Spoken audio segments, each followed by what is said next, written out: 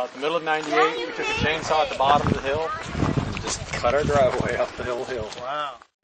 And so then I walked all the 40 and figured out what was where and kind of came to the target. And there was a flattish area not too far from down there. It just seemed to kind of like level out a little bit. And I said, okay, that's where we're going to put the house.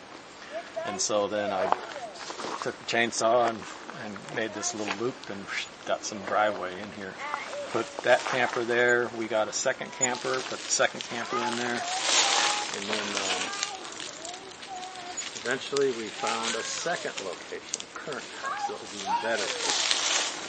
I hear sometimes people go through like 5 different locations, before they finally, because you'll pick one, and then you just get more familiar with the space, place, how rain works, how the wind, everything. And you find something that's a little better. And so I only went through a second spot. And I haven't found a third one yet that I said I wish I'd have built there. So I think I did all right. And then we eventually got a third camper that is already gone. And then we built a deck, and this was our living situation. This one was kind of like the master bedroom. My wife and I were there. The kitchen was down there. Eventually, we put this big fence around this whole area because we wanted a space that was goat-free and chicken-free. Because we built a little barn, we had some goats and some chickens, and then we put some raised bed gardens in here. And so we built a fence around here and kept this enclosed, and this became our wolf pen. Oh wow! And so I think at the most wolves we ever had was like 10 at one time. But this became our wolf den pen. And then That work. And that's on the list, is to kind of get this all cleaned out. Cleared out, cleaned up, taken away, disappeared. But keep the pen up so that, because every once in a while, right now I use it for the dogs. They enjoy eating chicken too much. And so they go in when I free range the birds. But this is where I had all my solar panels on the roof. I collected all my rainwater and filled in the cisterns. And where I had the power source. And how many gallons are they? 1,500. Nice size. But yeah, I had a gutter coming off and then just filling the tanks. And I've got this place piped. There's a pipe here somewhere for a tank here and another tank here. Okay. And I had a tank here, but I've moved it over there. And then just 5 years ago, I sell old Nissan Datsun parts online, and we had a warehouse down in Red Oak. You drove through Red Oak before you got to the floor. Yes. Any what? Cows. Cows? Cow, yeah. No, that just sounds hard. That sounds big. Horses. I want goats. We had goats. All I have are chickens, cats, and dogs.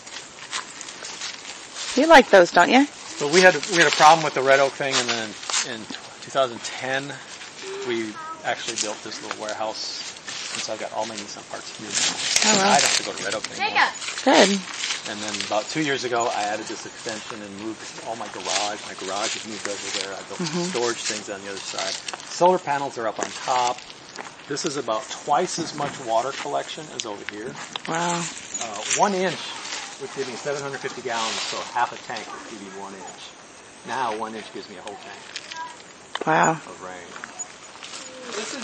But the solar panels are on top. They just come down with wires, and they feed the system, and they get regulated and all that stuff, and then it charges this big battery. It's just one battery. It's a forklift battery. Yep, forklift. And I did a lot of battery research back in the mid-90s. So I don't know what the latest is, but most people, as you're probably aware, buy these golf cart batteries.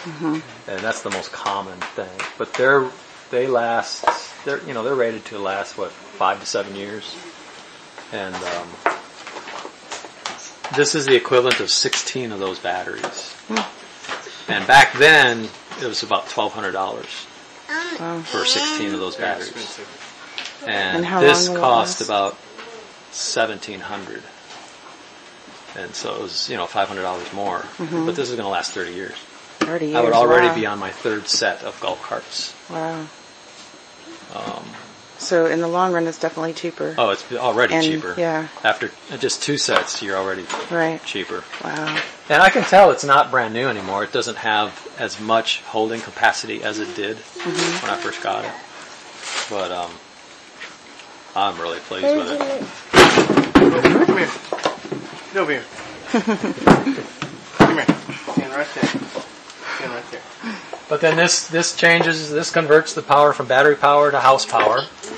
And then it goes to lights and down to the house. And so how much Not much else. wattage or whatever? How much do you have? This is a 4,000 watt unit, Okay, that's a lot. which is usually higher than average. A lot of people run on 2,000 watt systems. Yeah. 1,000 watt systems getting pretty small. And how much? Jessica. Do you remember how much you paid for that? 2,300. Okay. And I still kind of watch them on eBay. What is that do? You can still get them for about 2,300. Some of these older units. Yeah. Brand new, they're like 35 now. Okay. Again, though, that's probably worth it if you want that much power. That's probably a good price. I probably now have 10,000 in the whole power system. Wow. Yeah, I guess it adds up. And the one thing I would recommend with power, for a backup generator, you try to save money here and there, and you go with a generator here, this, that. But that's been my weak spot. I've gone through 5 generators because you buy these 5,000 watt gas generators. Spend the money, get a good diesel generator. Okay. 'Cause you'll kick yourself for not. Yeah. I am. And so this is exactly why I wanted to tour your place, because you've done this a while. I want to know the do's and the don'ts. Yeah, you spend $500 on a generator, back 15 years ago, and then you might spend another $700 on another generator, and then another $800 on another generator. And, you've already spent, $2,500 on generators. You could have bought a $2,000 diesel generator for less than that. Yeah. So have you tried wind power? I have a wind turbine. Oh, you have? I'm not impressed with it. I've just got a small one, but wind turbines have moving parts, which means maintenance, which means way up there. Yeah. And one good night of wind is worth about 3 days of sunshine. But shoot, just get another solar panel. They sit there and they smile and they don't do anything. Yeah. Hey, do you ever have any trouble? On a roof, they just. Have you ever had any trouble with like hail or ice? I wouldn't say trouble. The only thing that you have to be aware of is typically in winters when you're in your weakest, electrical systems, sunlight and all that kind of stuff. You're always kind of making sure you're trying to maximize as much sunlight as you can because that's the minimum. You probably run your generator more often than, unless if you're going to run an air conditioner, you're going to run your generator every day in the summer. But when it snows, it covers up the solar panels. And if the snow sticks around for 4 days, and typically after a snowstorm, you got bright sunshine, right? Well, not when it's covered up with snow. So that's the one trouble. So it's a little bit of maintenance to get the snow off. That's the degree of maintenance that I have to do with the solar panels. Do they still work if they're covered with ice? As long as the sun gets to them, or do you have to? If the ice is clear, the sun will get through and they'll melt pretty quickly. Oh, good. That's cool. Because the solar panel will heat up just because of the sunlight. The solar panels are dark, and just from the dark warmth, the sun hitting the dark. So, but that's the only maintenance I've got is occasional winter time I need to sweep off the. Yeah. And oftentimes they're mixed with sleet, so you got to actually kind of bang them, clear them. Yeah. How often do you have to actually come in here and mess with any of this stuff? Oh, shoot. I'll go 3 months without even doing anything. And then sometimes I'll miss. I might say, I need to futz with my battery. I'll fill up the water and maybe do some equalizing. So I might spend a couple days in a row just really working the system to just make sure it's back up to where it needs to be. How often do you clean your batteries? Like all the acid and stuff? Probably once every 6 months kind of thing. But this is actually not bad. Sometimes it'll get really bad if you don't stay on top of it. Because I drive a forklift, so I use those batteries. So then you're familiar with So them. I'm very familiar with those. So we might have to go that route then. If you're already familiar with them, yeah. Yeah, and I've done a little bit of tinkering around with research on the batteries, and I don't know, I'm still leaning toward the forklift battery. I really like it. For the money, that's a solid battery. They're industrial, they're commercial. If you buy one, what I had back then, and I assume it's not much different, it was a 5-year money back, 100% money back guarantee. If that battery went funny on you, a day short of 5 years, they'll replace the entire battery. It's not prorated. Yeah. But they're designed to do what? Push something all day long. It's a huge. The gravity feed works as long as the system stays closed. As long as your system is closed, you'll accumulate pressure. I've got 60-foot elevation drop, 60 or 70 foot from here down to there. And so I got about 23 psi. And actually, if the tank is full, I have about 23 psi. If the tank is empty, you're talking, that's a 5-foot difference. There's about a 2 psi difference when the tanks are empty. And so I actually use that. I've got a gauge down at the house. It gives me the pressure reading. The pressure reading equates to how full my tanks are. Talk about that. Something like on allergies, I don't know if you've heard, but a common thing suggested for people with allergies is to eat local honey. You've heard that? Yeah. Okay. Well, same thing with local rainwater. If you drink your local rainwater, that's good for allergies. Okay. Your allergies. And because it's doing the same thing that the local honey is. It's like inoculating you. It's immunizing you. Right. But it's not giving you problems. Yeah, exactly. Yeah.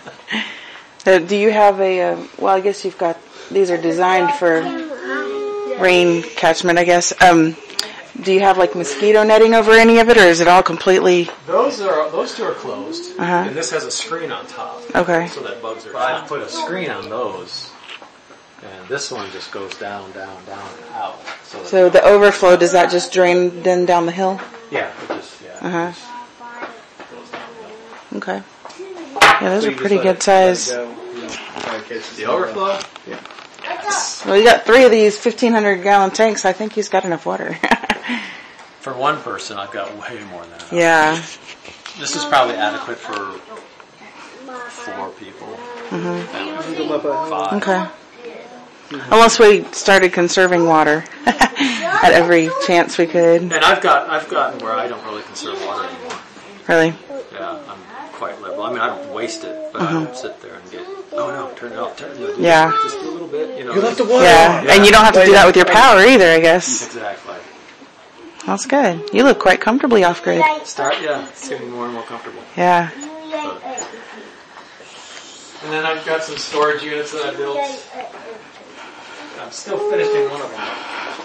But whatever was in my storage building, I've now got in there. I'm trying to get that all cleaned out so I can pull that down and do something with the straw bales. I don't know what I'm going to do with the straw bales. If you know of anyone who might be building a straw bale house anytime in the future. Yeah. I've heard of a family, they have like 6 kids.